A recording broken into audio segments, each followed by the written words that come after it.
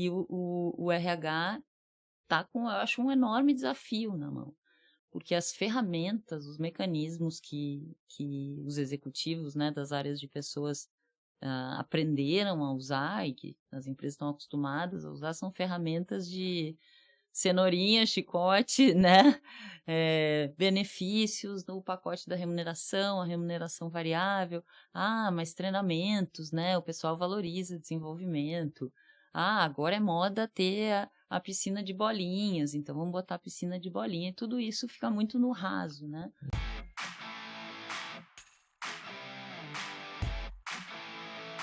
Olá pessoal, bem-vindo de volta ao Descomplica T&D, o podcast de treinamento e desenvolvimento humano mais completo do Brasil e também dos países de língua portuguesa. Um abraço a todos que mais uma vez nos acessaram para ouvir e ouvindo refletir e se desenvolver. Eu sou Michel Mussolini e mais uma vez nós estamos aqui reunidos para mais um episódio onde nós vamos compartilhar com vocês conhecimentos com um convidado, na verdade hoje uma convidada muito especial. Mas antes eu queria agradecer porque nós passamos de mais de 20 mil acessos nas últimas semanas e isso para nós é muito gratificante porque o trabalho vem sendo reconhecido. E, na verdade, a gente tem como meta não a quantidade de acessos ou a quantidade de likes, mas sim os feedbacks que a gente vem recebendo ao longo de toda essa jornada. São quase 8 meses de podcast e as pessoas nos mandando mensagens, conversando conosco pessoalmente, passando que ouviram, refletiram, tomaram algumas decisões diferentes nas suas carreiras, nas suas vidas pessoais e profissionais. Então isso para nós é algo muito gratificante e esse é o objetivo do podcast, fazer vocês refletirem e se desenvolver. Cada vez mais nossa intimidade ela é violada por regras robotizadas de sistemas de informação e inteligência artificial. Quantas e quantas vezes fazemos uma pesquisa online sobre um determinado produto e em poucos minutos começamos a ver dezenas de anúncios sobre aquele produto em nossas contas de redes sociais e receber inúmeros e-mails marketing. Também, em um mundo onde a produtividade e a eficiência cada vez mais é levada a extremos, vemos o meio ambiente ser deteriorado e consumido sem um ponto de reflexão sobre o amanhã. Outro desafio que enfrentamos constantemente é a atração, engajamento e retenção de talentos. Portanto, é cada vez mais necessário termos ética, governança e tomar ações que levem em conta a sustentabilidade de nossas operações e de nossa sociedade, do cuidado com o ser humano para enfrentarmos com racionalidade os desafios da era digital e defender nossa saúde física e mental, bem como garantir excelentes resultados operacionais. E o que as práticas aderentes ao ESG têm a ver com tudo isso? Tem a ver com a atração, retenção de talentos, produtividade e sustentabilidade. E para responder estas e outras perguntas, trazemos no episódio de hoje ela, que é formada e mestre em Direito, com pós-graduação em Neurociências e Comportamento e especialista em ESG. Com uma sólida carreira, trabalhou em diversos campos, desde advogada civil, diretora jurídica corporativa e hoje é conselheira do Instituto Brasileiro de Governança Corporativa. Professora de Ética, Governança e ESG, é sócio fundadora da Evolure Consultoria, que alia expertise jurídica com governança corporativa, ESG, sustentabilidade e metodologias de transformação organizacional.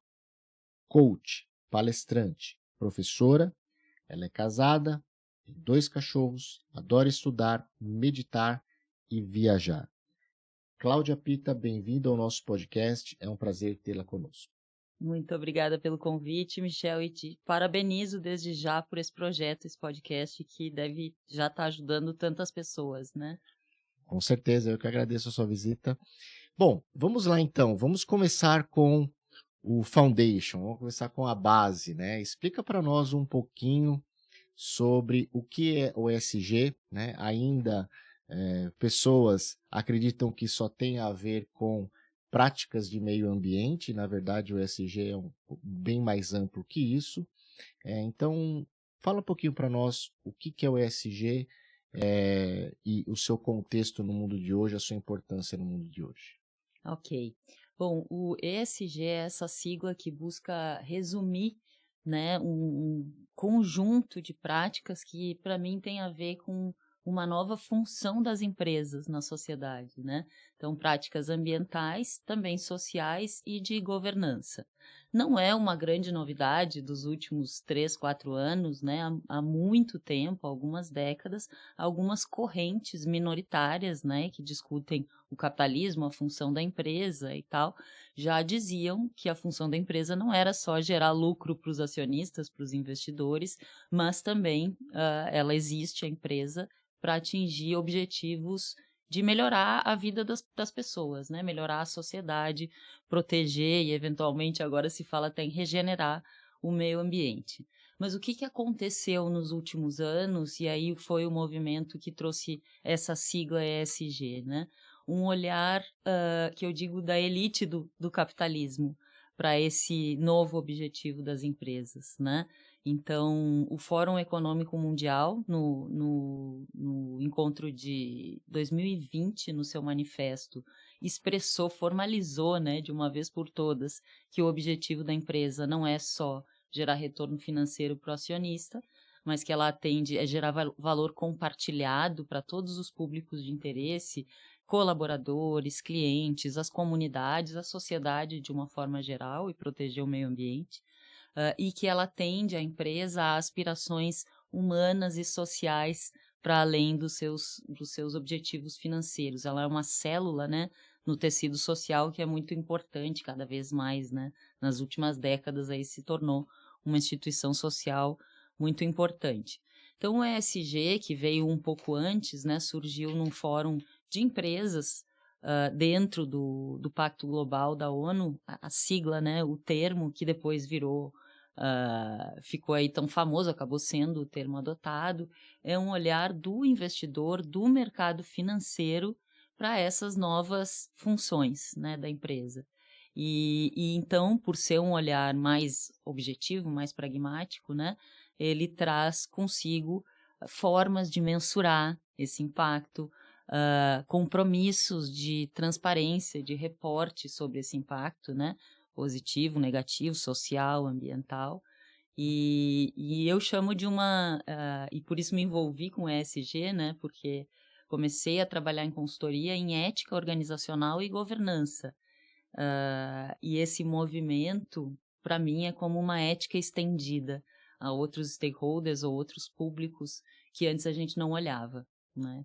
E outros temas, talvez, que não se olhasse tanto. Mas o ESG é esse olhar mais objetivo, pragmático, mensurável, quantificável, né, dos impactos positivos e negativos das empresas nessas áreas. É bacana você ter comentado isso, porque se nós olharmos, né, a ISO 9001, e eu falo como auditor credenciado da ISO 9001, ela sempre trabalhou já há décadas, né, com o conceito do pilar stakeholders, os acionistas, os clientes e o contexto em que a empresa é inserida, né? E quando a gente fala aqui no contexto que a empresa é inserida, é a sociedade, é o local, são as leis, o meio ambiente. Porém, o lado humano, o lado social, do impacto na sociedade, ela nunca foi trabalhada no detalhe. O lado ambiental você tem, né, a ISO para isso. As leis em que a empresa está inserida, você tem diversos ramos da ISO 9000 que tratam. Agora, o impacto na sociedade, né, o impacto humano, isso não tinha, e ainda não tem. Né? Talvez em breve tenhamos aí uma outra norma da ISO que avalie. E é interessante a gente ter esse olhar dos grupos, né, capitalistas de elite para esse lado mais social, porque realmente o capitalismo, eu entendo que ele foi um pouco deturpado ao longo das décadas, né? O conceito de produtividade, alta eficiência, ela acabou sobrepondo, né, o aspecto pessoal, e as pessoas acabaram virando as máquinas, né, as novas máquinas. E agora a gente entra na era digital, onde a gente tem assistentes robóticos procurando maximizar as nossas entregas, sempre com o viés de querer fazer mais com menos. E a ESG vem com esse olhar que é muito importante. Agora, existe alguma forma de mensurar, fazer um assessment, uma análise da empresa, em que nível ela está em relação às outras? Nós temos indicadores que hoje estão sendo utilizados no mercado para que investidores possam avaliar as companhias. Como é que nós estamos em termos de quantificar o quanto uma empresa está exejável ou não? Essa pergunta é muito interessante porque é bastante desafiadora, né? Existe um movimento mundial aí do IFRS e, enfim, outras instituições que se uniram para tentar criar uma forma de reporte e medição padrão de todos esses itens, né? Desde os sociais, saúde e segurança dos trabalhadores, respeito aos direitos humanos, até os ambientais, os de governança, e é muito difícil essa padronização. Enquanto esse trabalho não é concluído, que se espera para o ano que vem, talvez, né, ter esse framework, né, de padrões, de referências, existem as agências que fazem ratings ESG, né, avaliações ESG, a maioria internacionais, MSCI, Sustainalytics, algumas das agências que fazem rating tradicional têm também o de ESG, Fitch, enfim, outras, que tentam avaliar, algumas só com base em informações públicas das empresas que estão na internet, e outras que conversam com a empresa e pedem informações adicionais, então fazem uma análise um pouquinho mais aprofundada, né? E existe até uma no Brasil, um ranking que começa a ficar conhecido, que é do Humanizadas, né? Que também é uma pesquisa voluntária, a empresa se oferece a ser avaliada, né? E oferece as suas informações. Mas, na minha avaliação, esses rankings todos, porque é um trabalho limitado, né? É um trabalho de checklist, de formalidades, de processos, de ações, por exemplo, direitos humanos na cadeia de suprimentos. Existe uma política de direitos humanos, de escolha de fornecedores, de treinamento de fornecedores. Tá, tem a política. Quantos treinamentos você fez? Quantas auditorias você fez? E aí você vai preenchendo esse checklist, né? Muito dificilmente esses checklists conseguem capturar a verdadeira cultura da organização. Eles só conseguem enxergar a fachada, aquilo que a organização tem de formal para mostrar, né? Para dar um exemplo que vai ficar bem claro para todo mundo, a Americanas é uma companhia aberta no Brasil que estava entre as melhores classificadas em governança e sustentabilidade. É uma das poucas dezenas, aí, menos de 100, talvez 50, 60 empresas que estavam listadas no ISE, o Índice de Sustentabilidade da Bolsa. Então, era reconhecida pela sua boa governança, reconhecida pelas suas práticas ambientais e sociais, e agora, no início desse ano, a gente viu o tamanho do escândalo, né, de uma fraude contábil que gerou tanto prejuízo para a sociedade, para empregados, para fornecedores, para o próprio mercado financeiro, né? Isso acontecia lá há anos e não foi, ninguém reportou, ninguém levantou a mão para dizer estamos fazendo errado, o que a gente está fazendo é antiético. Então, essas avaliações todas têm essa limitação, né? Aí você começa a ter muitos dados públicos que a inteligência artificial vai ajudar a coletar e analisar cada vez mais, de plataformas como um Glassdoor, por exemplo, onde vocês devem conhecer bem, onde os colaboradores vão lá e dão o seu depoimento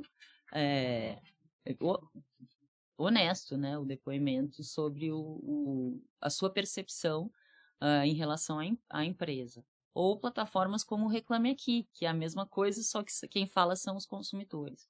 Essa informação, por não ter controle, né, uma informação livre, espontânea, e que agora fica muito fácil de ler, né, os algoritmos têm catalogadas as palavras, até palavrão, até gíria, né, para tentar interpretar esses mundo de dados que estão nessas plataformas, aí você consegue uma aproximação um pouco melhor. E aí você começa a achar rankings de ética, né, tanto fora do Brasil, mais avançados, quanto no Brasil já existe, eu conheço pelo menos um, que ranqueia as empresas com base no dado do Glassdoor.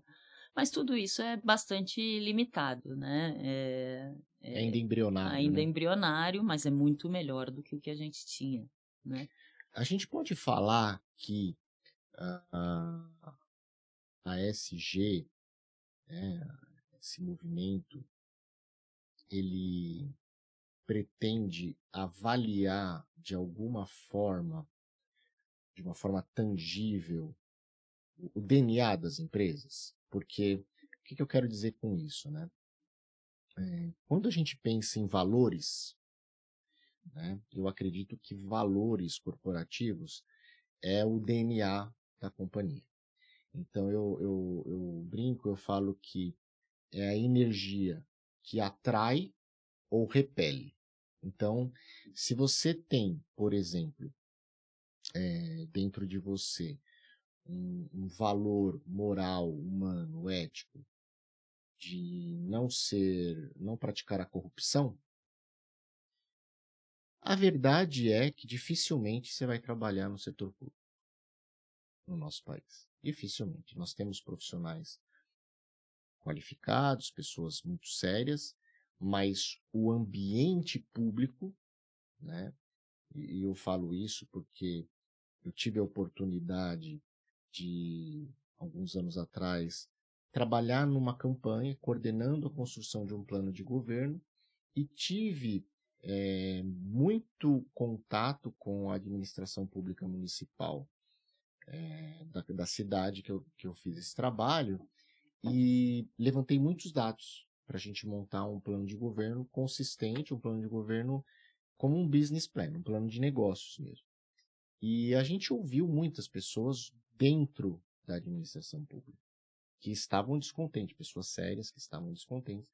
Então a gente vê que é um local muito desafiador para você colocar à prova os seus valores morais e éticos. Então dificilmente você se sente bem, né, nesses locais.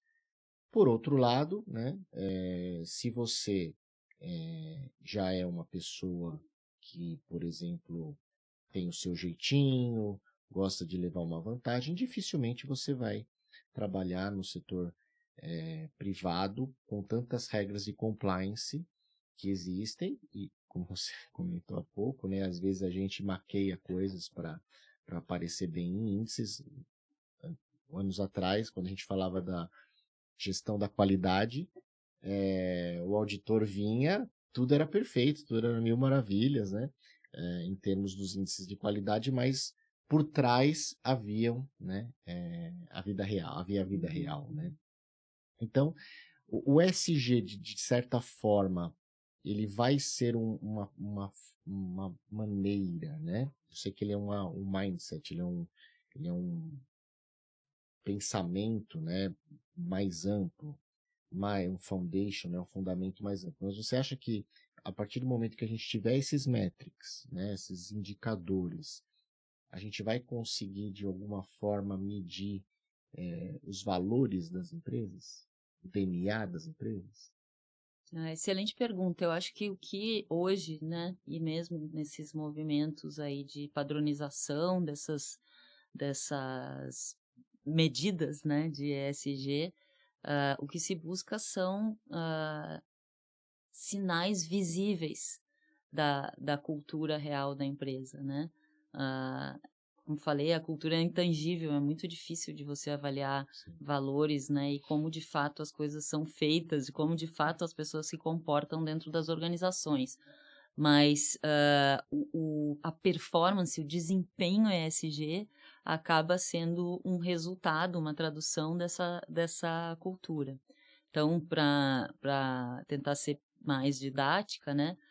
O ESG enquanto movimento, eu falei, ele surgiu no mundo financeiro, né? Uhum. Surgiu e começou muito forte entre investidores.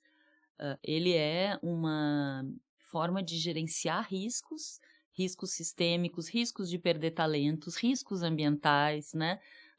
Risco de burnout, né? E identificar oportunidades, porque onde tem um gargalo ambiental ou social, existe uma oportunidade de negócio, né? Por exemplo, inclusão digital ou desigualdade social.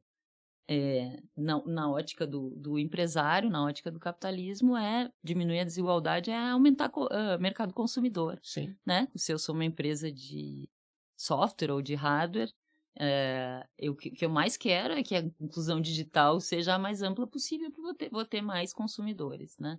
Então, aqui se aliam os objetivos empresariais, né? O objetivo do investidor com um objetivo social. Isso é o ESG como ele surgiu, né? Mas ele acaba, sim, trazendo à tona o que está por baixo disso, que é a cultura, que é isso que a gente não enxerga, né?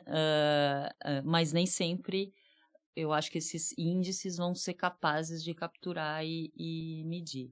Na forma como eu trabalho, o ESG é construído em cima de 3 pilares, 3 alicerces.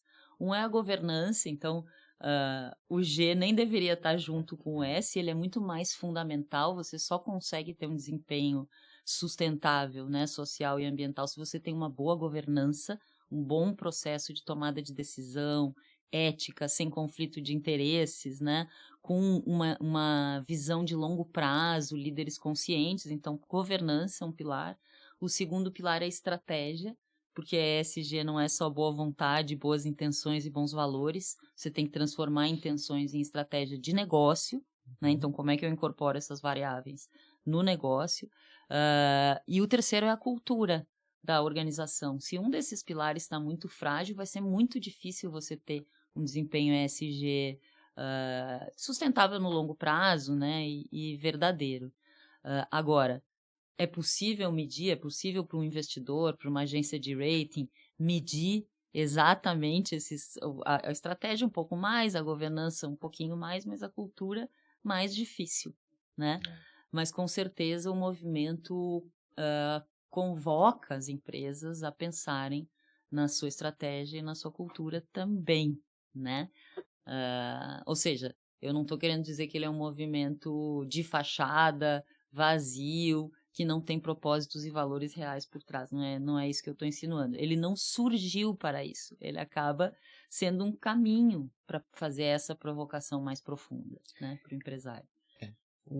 Pensando um pouquinho aqui de forma bem ampla, né?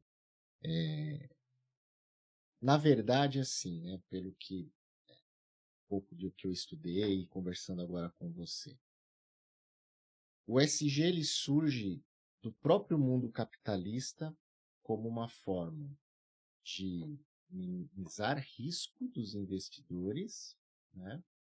E aumentar as possibilidades de negócio. Ok, é tudo que o investidor quer, né? Mais retorno e menos risco. E eles brilhantemente enxergam que fazer isso com empresas que levam em consideração o mundo em que vivem, que não são empresas que tratam os seres humanos como apenas números e não tratam o meio ambiente em que vivem apenas como um local de exploração, são empresas que tendem ao sucesso duradouro, né? E, logicamente, essas empresas que tendem ao sucesso têm baixo risco e vão dar retorno. Então, eles acabam mirando o financeiro para eles, como investidores, mas acabam mostrando essa correlação numérica de empresas mais éticas, pessoas mais humanas, companhias mais sustentáveis, trazem menos risco para os investidores e trazem mais potencialidade de negócio. Ou seja, né, fazer o bem faz bem, né? É isso?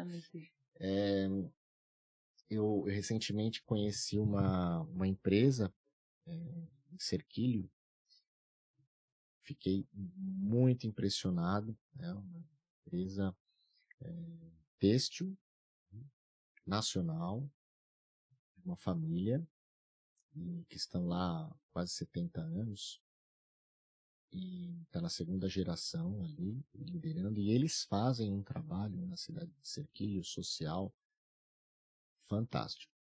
Uma empresa que fatura 1 bilhão por ano, tem mais de 1.000 funcionários, e fazem assim um trabalho de social, assim, de desenvolvimento regional. Olha, que eu vi poucas fazendo.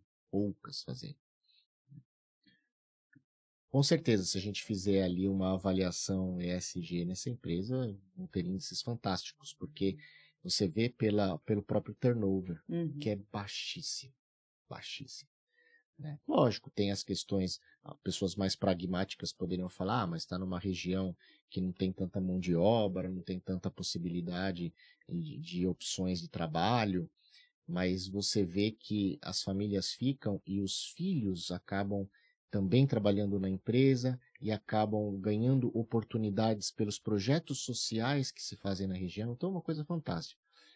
Esse é um exemplo que me veio agora na cabeça.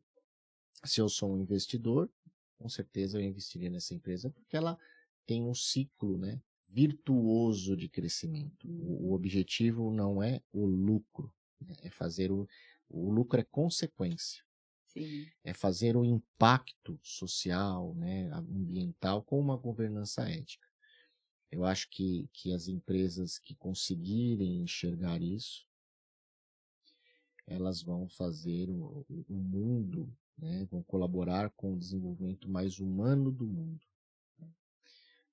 A gente vê hoje, né, sempre existiu, mas hoje, assim, principalmente no setor de tecnologia, os profissionais buscando apenas a projeção financeira. Houve um boom, principalmente durante a pandemia, de busca de profissionais de tecnologia. E surgiram N funções novas até no setor de tecnologia, BI, analista de dados, enfim. E muitos profissionais, né, eu falo aqui sem dúvida, pelo menos 80% aí do mercado, porque a gente está nesse mercado de tecnologia, profissionais vendo nisso uma oportunidade de projeção financeira, de aumento salarial apenas. E aí, as próprias pessoas acabam faltando muitas vezes com a ética, porque migram de 3 em 3 meses, de 6 em 6 meses de empresas, não criam um vínculo, não criam algo de sustentável na sua carreira e vai pulando de galho em galho somente para aumentar o seu salário. Também vemos muitas empresas vendendo muito, mas não entregando. Né? Então ela quer que o seu evaluation seja alto porque ela faturou muito, mas a entrega não existe. Ela está clientes muito descontentes. Já vimos muitas empresas assim, né? que nascem, vendem muito, aí tem um evaluation, aí os proprietários vendem e deixam o abacaxi, né, para outro. E eu acho que assim, o ESG, a partir do momento em que a gente começar a ter indicadores mais tangíveis, como você mencionou, e mais assim padronizados, que todos consigam enxergar da mesma forma, até quem sabe com um tipo de credenciamento ou certificação ESG, eu acho que a gente começa a separar o joio do trigo no mercado, porque existem empresas bem antiéticas no setor de tecnologia. Eu sei que existem nos demais, mas como eu hoje estou inserido no setor de tecnologia, eu posso dizer. E funcionários também, colaboradores, com posturas assim bem questionáveis, né? De sair de uma empresa, levar a informação da empresa que trabalhava para outra que é concorrente para procurar angariar negócios, né? Então, enfim, é algo, um parênteses, mas que tem a ver com o lado do ESG, se nós conseguirmos implementar esses indicadores. Agora, nessa linha, acompanhando, fazendo consultoria no mercado, em empresas, primeiro, você vê que as companhias elas estão tendo essa preocupação com ESG, né? Sim ou não?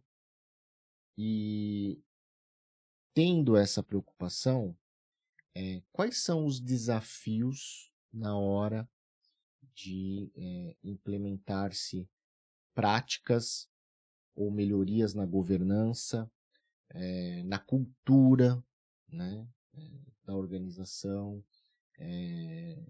no modelo mental das pessoas, né? Como fazer esse shift, essa mudança?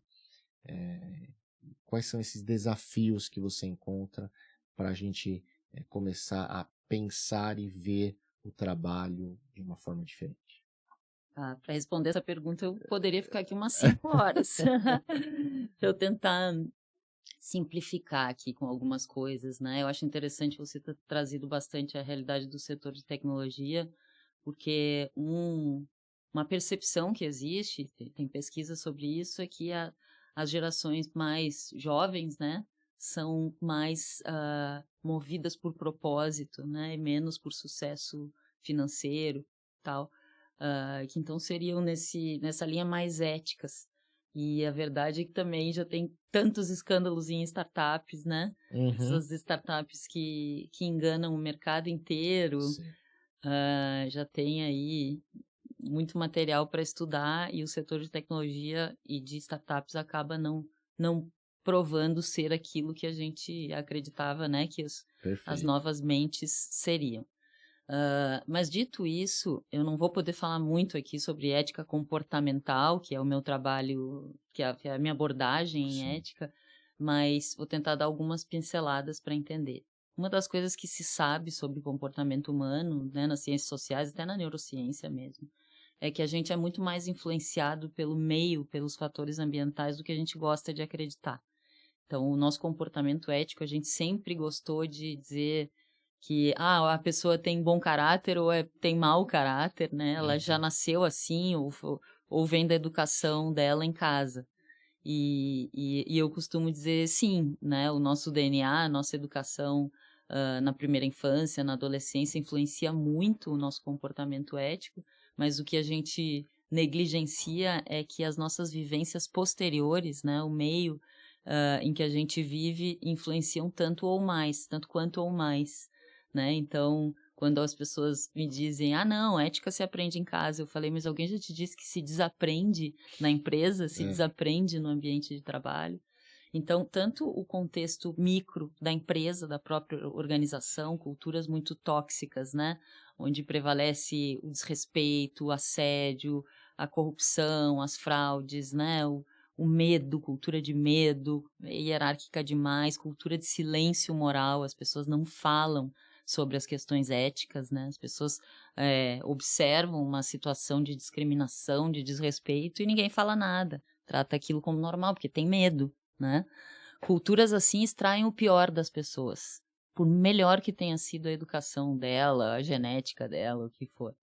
As culturas mais saudáveis, né, mais éticas, né, de propósito, consciência, ambientes mais abertos, né, transparentes, de segurança psicológica, é um termo que vocês devem estar acompanhando também, um termo chave hoje para os ambientes de trabalho. Esses ambientes, em contrapartida, né, claro que a gente está falando de uma escala, não estamos falando de preto e branco, estamos falando de uma escala de evolução. Esses ambientes extraem o melhor das pessoas. Então, quando a gente fala de um setor, o setor de tecnologia, de verdade, esses profissionais estão sendo influenciados pelas práticas do setor, pelos incentivos do setor, pelos modelos de sucesso do setor, né? Quem são os heróis do setor em que os jovens estão se espelhando? Tudo isso influencia, então, no comportamento dessas pessoas. E a empresa está dentro de um setor, né, de mercado que está dentro de um país, né, que está dentro de um ambiente institucional, jurídico, político, né, e social, que influencia também todas as empresas. E aí, voltando ao teu ponto sobre ética pública, é muito difícil você ter empresas éticas num país antiético, né? Quando a gente... assim, por isso que eu me manifesto muito sobre ética pública. Às vezes as pessoas pensam, mas por que você fala disso, né? Sim.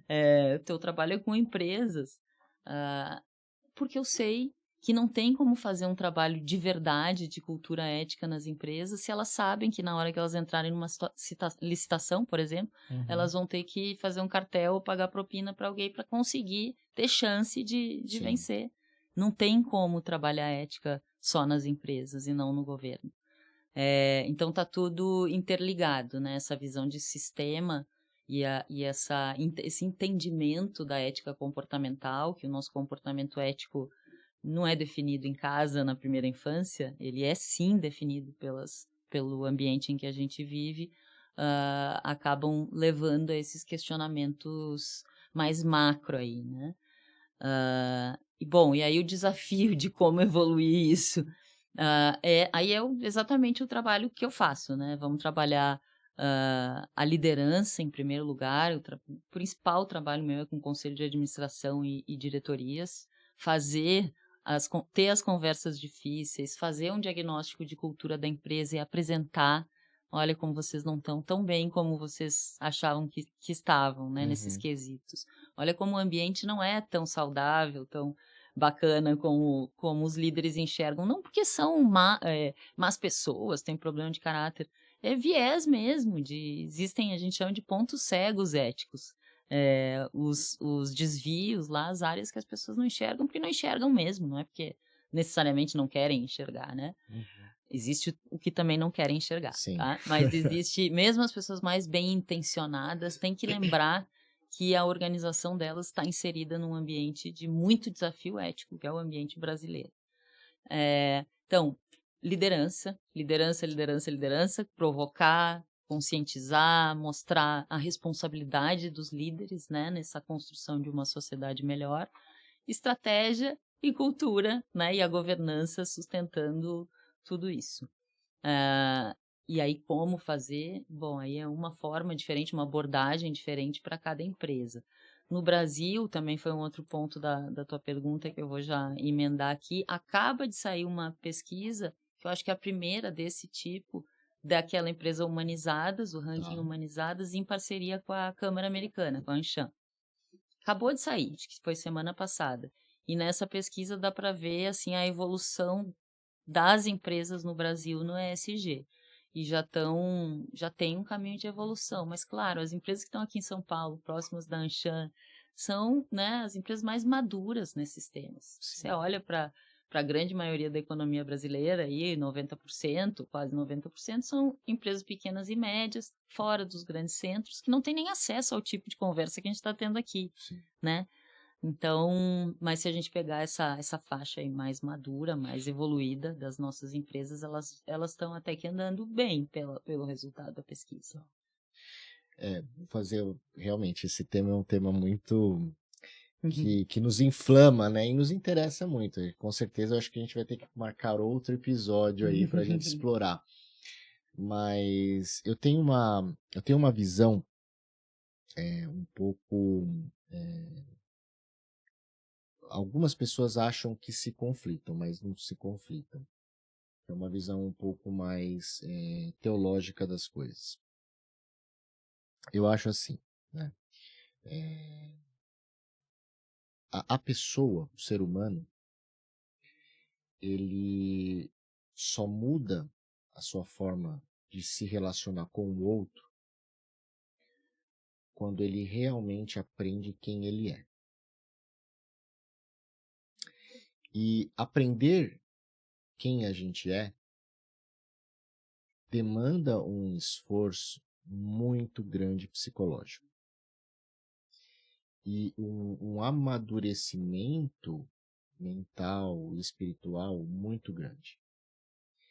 E normalmente a gente não quer se enxergar. O mundo que vivemos, capitalista, de trabalho, enfim, acaba nos consumindo tanto tempo que a gente acaba não tendo tempo de parar, pensar, refletir, olhar para si e ver onde a gente está acertando e onde a gente está errando. E também a gente vive um contexto de muita competitividade, onde a falha não é um momento de aprendizado, a falha é um momento de punição e um momento em que você pode ficar para trás do seu adversário, que é o seu colega de trabalho. Então, o primeiro ponto que eu gosto de enfatizar para os CEOs que eu converso, diretores de RH, os próprios colaboradores que trabalham comigo, é a questão de saber receber um feedback e construtivo, né? Porque feedback positivo é fácil. É fácil de dar, né? E fácil de receber, mas saber receber um feedback construtivo, lógico, tudo pode ser falado desde que falado da forma correta. E ela pegue esse feedback, interiorize, pare um tempo, se olhe no espelho, reflita. E aí ela vai começar a ter uma atitude diferente. E nesse ponto, a área de recursos humanos, ou desenvolvimento humano organizacional, ou capacitação corporativa, enfim, cada empresa tem a sua estrutura hierárquica e organizacional, mas o pessoal de recursos humanos, que é a grande maioria das pessoas que nos ouvem, mas estamos ampliando porque o tema desenvolvimento humano é muito amplo, é fator-chave nessa mudança. Sim, os stakeholders é o começo de tudo, como você falou. Se eu não tenho o nível da alta direção alinhado e querendo mudar, Sim, nada acontece. É realmente ali. Mas depois, uma vez que a alta direção esteja comprometida, e eles também vão ter que se ouvir e se ver, porque eles vão ver que muitas vezes nessa reflexão eles estão agindo de uma forma que poderia ser diferente. A área de recursos humanos é o grande catalisador dessa mudança cultural, porque você envolve com pessoas, né? E aí existem N técnicas de você fazer essa mudança individual e coletiva. Mas saber ouvir o feedback é muito importante. E o que a gente vê hoje, né? E aí você falou das startups, né? O mundo ele vive de momentos, parece assim, de ondas, né? A onda vem, quebra e vem outra onda. Então, viveu-se muito o folclore, a utopia de startups. Agora eu quero trabalhar numa startup, né? Porque startup é o melhor lugar, é o lugar do ambiente disruptivo, da mesa de bilhar no meio da piscina de bolinha, onde eu posso levar o meu dog, sabe? É aquele mundo, né, de fantasia. E a gente começa a ver que a realidade não é bem assim, né? Não existe uma governança capaz de dar sustentabilidade para as startups. Nos Estados Unidos, em fevereiro, eu estive em Washington, tendo algumas reuniões, e o pessoal da Gallup apresentou um estudo que 3/4 das startups que abrem nos Estados Unidos fecham em 3 anos. 3/4. Né? Recentemente, na empresa que eu trabalho, uma área inteira saiu para trabalhar numa startup. Uma pessoa foi e levou a área inteira. 11 meses depois, estavam todos desempregados. Porque vive-se na utopia, né, das startups. Né? Mas aí eu volto naquele ponto. Saber ouvir e saber se enxergar. Porque quando você tem uma base sólida e você realmente se conhece, mesmo estando num ambiente tóxico, você não se deixa corromper. Na verdade, você sai do ambiente tóxico. Você fala, não, aqui não é para mim e eu vou buscar o meu caminho. Mas você não se cala, você não se omite. Porque você não consegue, porque aquilo te dói. Quando você passa e vê algo de ruim e enxerga como normal, você não está normal. Se você passa hoje pelas grandes cidades e vê alguém na rua pedindo esmola e acha normal, na verdade, você não está normal. A gente faz um trabalho social com alguns amigos de fazer marmitas e entregar para os moradores de rua mensalmente. E a gente, nessas oportunidades, acaba tendo uma conversa com as pessoas. São seres humanos como nós. Têm sonhos, têm aspirações. Estão lá por decisões, enfim, e por situações, cada um dentro do seu contexto. Né? Mas não é algo normal. Então, a gente não consegue ver mais uma pessoa de rua, em situação de rua, como alguém normal. E às vezes você falar um bom dia, nossa, outro dia me causou assim tremenda comoção, porque um morador chegou para pegar a marmita e a gente falou boa tarde. O cara parou, olhou para mim e falou, nossa, você me falou boa tarde? Tipo, você me enxergou. Então você vê o nível de normose, né, que a gente fala na teologia, né, a pessoa vivendo na normose do dia a dia, sendo que aquilo é normal. Não, não é normal. A pessoa recebeu um boa tarde, fez mais bem para ela o boa tarde, olhando nos olhos, do que a comida. Porque a comida, hora ou outra, ela come, mas a atenção ela não come. Então, nas empresas, é a mesma coisa.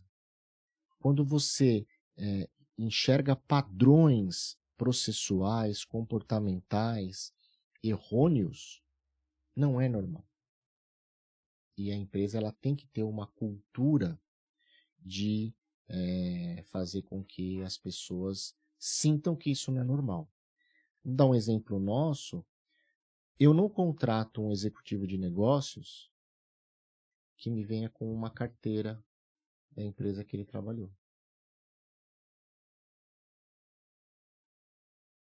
Quando o executivo de negócios, né, recentemente a gente teve um processo seletivo, vem e fala, não, eu trabalho numa empresa tal, eu posso levar todos os meus contatos,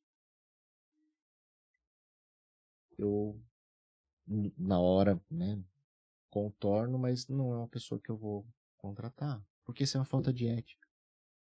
Ele está usando de informações privilegiadas, informações que não é dele, é da empresa, para ele querer crescer e ter sucesso financeiro.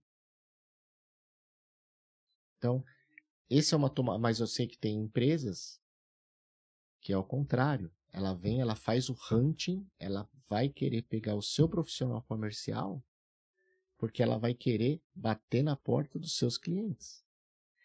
E a pessoa que toma a decisão para ir numa empresa dessa, mais cedo ou mais tarde ela vai quebrar a cara, porque essa não é uma empresa ética. Então, mas esse contexto é em cima do quê? De um olhar de mundo diferenciado. De um olhar de mundo mais humano. De fazer aquela máxima, né? Não faça ao outro o que você não quer para si mesmo. É isso.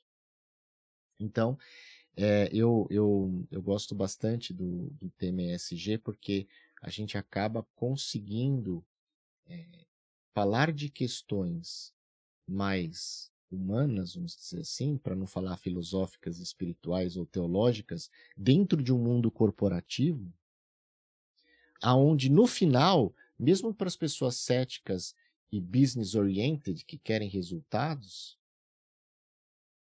olha, vai por esse caminho que você vai ter o seu resultado.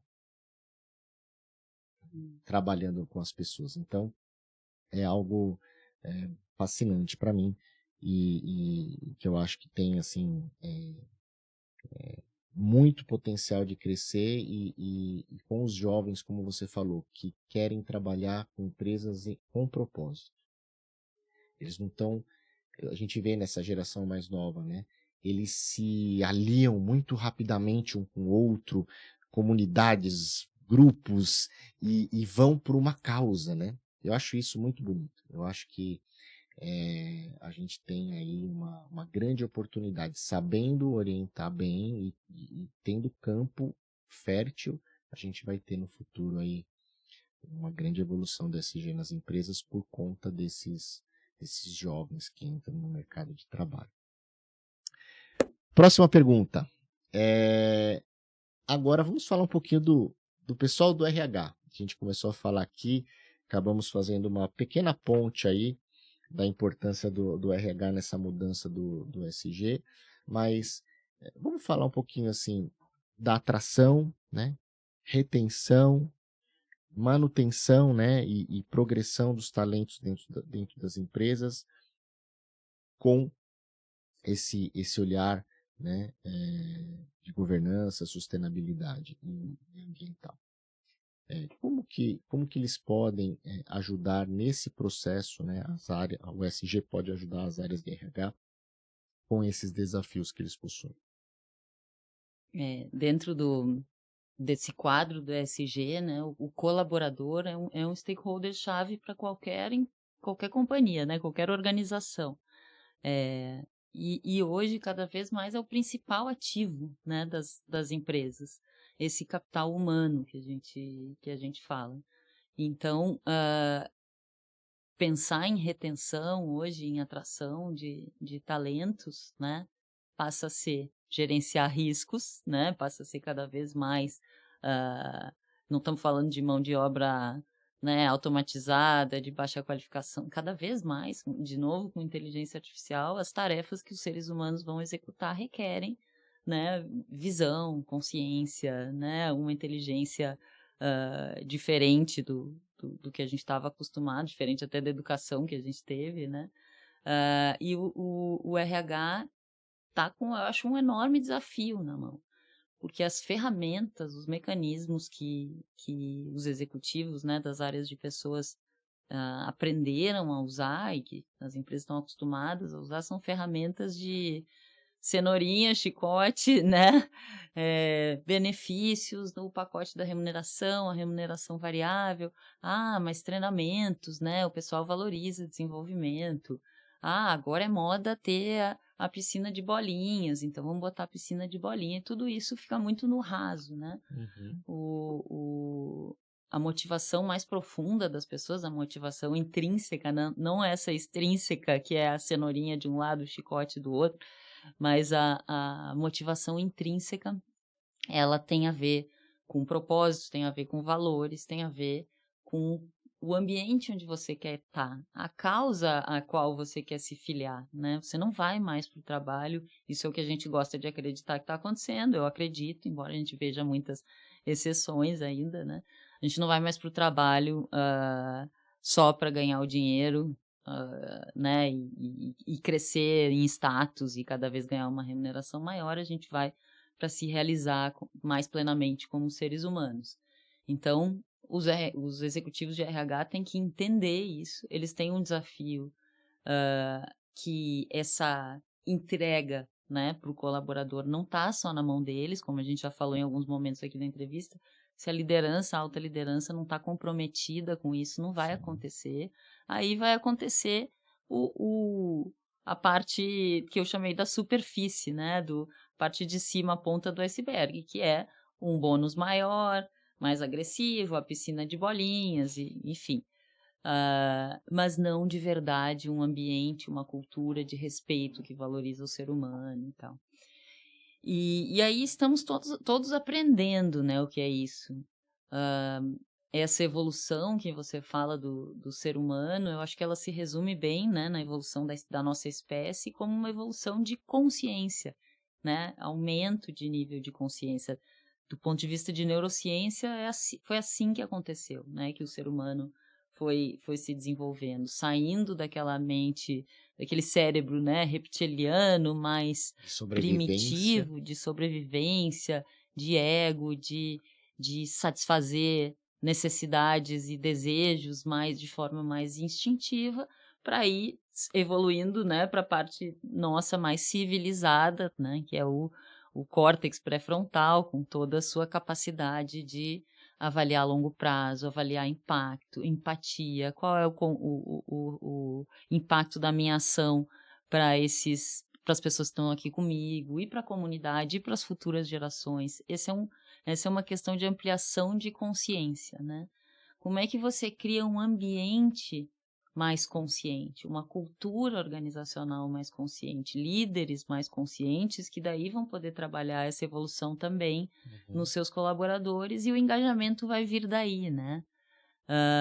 Difícil, não, essa resposta é o que está se buscando, até porque tem certos paradigmas que são muito difíceis de quebrar numa organização, né? Um dos caminhos de elevação de consciência, de você sair do sistema 1, né, do Kahneman, né, do cérebro mais primitivo para esse cérebro mais evoluído, é meditação mesmo. Eu posso chegar e propor para um cliente que esteja trabalhando ética que comece todos os dias com uma sessão de meditação para todos os colaboradores? Poucas são as empresas que estariam abertas até para ouvir isso sem rir, né? Sem achar. Mas esse é um dos caminhos que cientificamente já se sabe que eleva consciência, diminui o ego, diminui, né, a competição, o egoísmo, e cria uma visão que reconhece a interconexão, reconhece que nós somos parte de um todo, né? Então esse é o desafio que os RHs estão vivendo. São novas competências, são novas ferramentas, novos processos, e está todo mundo tentando aí, né, encontrar. Cada empresa vai buscar os seus caminhos, os caminhos que se aplicam para a sua realidade, né? Você falou uma coisa assim muito interessante, né? Meditação, né? Realmente. Hoje, posso também dizer sem dúvida, 95% aí, se vamos falar 100%, se você chegar num RH, numa grande companhia e propor isso, vão rir, né? Mas vão rir por desconhecimento dos benefícios, né? E de como isso é importante, né? E começa a trabalhar esse autodesenvolvimento. Uma das técnicas que eu aprendi, né, na minha vida foi usar o FEMEA da engenharia para o ser humano. O que é isso, né? O FEMEA é análise de modo e efeito de falha. É uma planilha aonde quando você vai desenvolver qualquer novo produto, a gente usava isso muito, ainda hoje, no setor automotivo. Eu trabalhei 15 anos no setor automotivo. Você, para cada peça do automóvel, você fala quais são as potenciais falhas que aquela peça pode ter. Ao falhar, qual é o efeito para o consumidor, e quais são as ações que você vai tomar em projeto para evitar que essa falha ocorra no campo. Então, um exemplo clássico, freio automotivo. Bom, o freio ele não pode falhar, certo? Sistema de freio, né? Porque se ele falhar, qual é o efeito? Uma batida, uma morte, enfim. Né? Então, quais são as ações que eu vou tomar em projeto para evitar essa falha? Uma correlação que eu faço é o FEMEA sendo o FEMEA do ser humano. Ou seja, eu sou um produto e eu quero estar livre de falhas. As minhas falhas são os meus comportamentos. Então, um exercício que a gente faz em trabalhos, né, de retiros, por exemplo, e dentro das organizações, como uma prática de RH que dá para você fazer sem levar para o lado da meditação, retiro espiritual, enfim, liste quais são os seus comportamentos negativos ou comportamentos que causaram desconforto nas suas relações. São as falhas. E a gente usa até o template, né, o formulário do FEMEA. Então você bota lá você como produto e você coloca lá as falhas. Bom, ok. Quais foram os efeitos dessa falha? Então aí você começa a listar. Poxa, naquela reunião uma falha. Fui muito grosso, cortei o meu funcionário no meio da apresentação dele. Qual foi o efeito disso? O funcionário se retraiu, se desmotivou, fez uma apresentação ruim, faltou no dia seguinte, caiu a produtividade. Então, quais são os efeitos daquela sua atitude? Ok. Como você vai melhorar isso? E aí, normalmente, a gente tem que ter um benchmark. Para produto, sempre que você avalia planos de ação de desenvolvimento de produto, você busca um produto benchmark para entender como aquele produto trabalha, para você falar, bom, vou tomar essas ações aqui em projeto. No lado humano é a mesma coisa. Só que você busca o produto, são outras pessoas, pessoas que te inspiram. Role models, exemplos. E aí você avalia e fala como que essas pessoas agem nessas situações. E aí você começa a procurar. Por exemplo, uma pessoa que eu particularmente gosto muito da questão da oratória, pelo menos pública, né? É o que a gente vê, retidão, Barack Obama. Gosto muito. Né? E então eu procurei em alguns pontos do meu desenvolvimento profissional e pessoal, vídeos dele, entrevistas, livro, um livro sobre ele, para que eu entenda nessas situações como ele age. E aí, ok, então essas vão ser as ações que eu vou tomar para mim, né, como produto, como pessoa, desse benchmarking para evitar essa falha. Então é um exercício que a gente acaba usando uma técnica, que é o FEMEA, na verdade é uma ferramenta de qualidade, né, que existe, científica, para o comportamento humano. Embutido, dá uma autorreflexão. Porque a pessoa vai ter que parar alguns minutos e se olhar no espelho para preencher aquele formulário. Você acaba ali injetando uma sementinha de uma automeditação. Mas sem falar que vamos meditar agora, vamos colocar todo mundo reclusos, né, em silêncio, né? Eu faço retiros de dias de silêncio total, sem falar uma palavra. É um choque. Depois você se acostuma, mas as primeiras vezes que você faz é um choque, porque você começa a enxergar coisas em você que você não quer mais ficar com você. Né? Depois você vai aprendendo a conviver com você e depois você se ama. Mas é um processo penoso. No mundo corporativo é mais difícil. Mas você fazendo esse exercício de, olha, preencha aqui esse formulário ela vai ter que ter alguns minutos de autorreflexão. E aí você começa a plantar essa sementinha, né? E a gente vê depois de um período que as pessoas puxam, gostei bastante. Como é que eu faço para me desenvolver mais? Porque ela começa a ver resultado.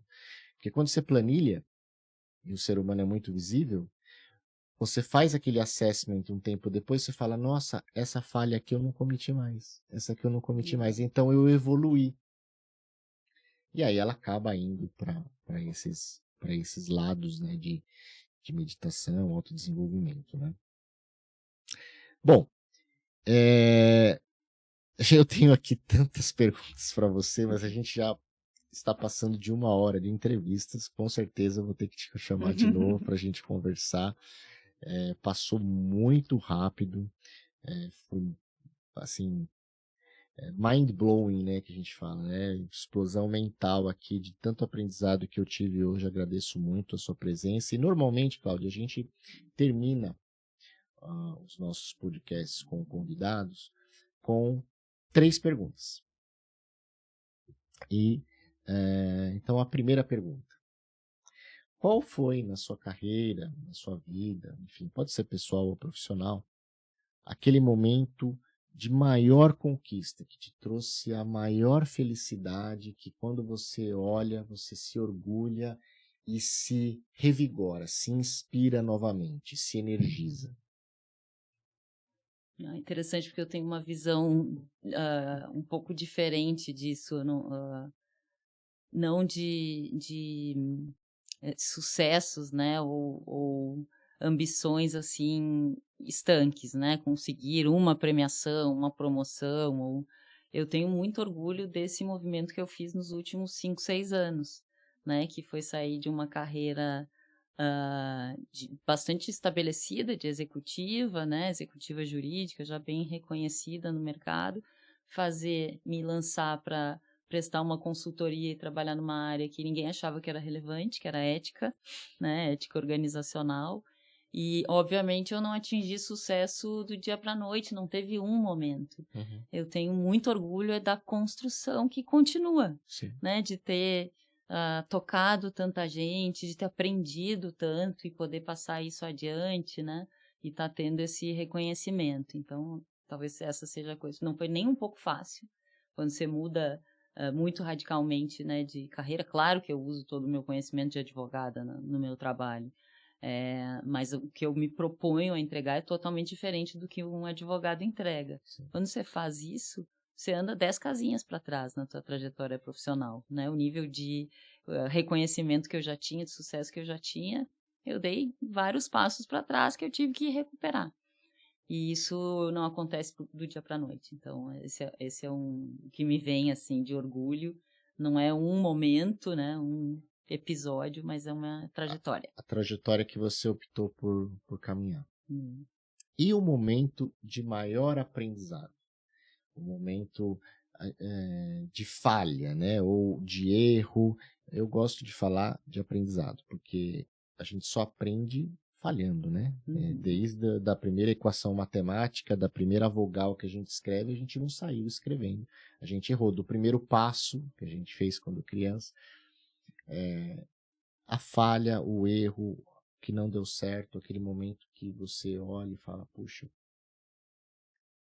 teria feito diferente hoje. Sim.